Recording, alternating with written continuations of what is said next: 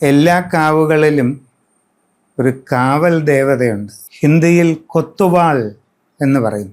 കേരളത്തിൽ അങ്ങോളം ഇങ്ങോളമുള്ള ശക്തിക്കാവുകളുടെ എല്ലാം കാവൽ ദേവതയാണ് ഭൈരവ സങ്കല്പം. ഭൈരവൻ എന്ന മൂർത്തി പരമശിവൻ്റെ പ്രചണ്ഡമായ രൗദ്രമായ ഒരു ഭാവമാണ്. വന്യമായ ഒരു ശിവസങ്കല്പമാണ് ഭൈരവമൂർത്തി. കാവുകളുടെ കാവൽക്കാരനായിട്ടാണ് കുടികൊള്ളാറുള്ളത്.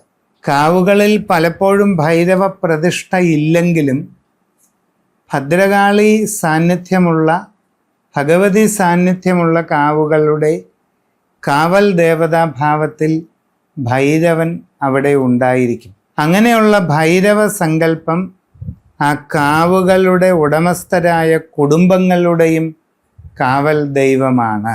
അതുകൊണ്ട് തന്നെ കുടുംബങ്ങളുടെ ഭദ്രതയ്ക്കും കുടുംബങ്ങളുടെ സംരക്ഷണത്തിനും കാവുകളിലെ ഭൈരവ ആരാധനയ്ക്ക് വളരെ വലിയ പ്രാധാന്യമാണ് കൽപ്പിക്കപ്പെട്ടിരിക്കുന്നത്.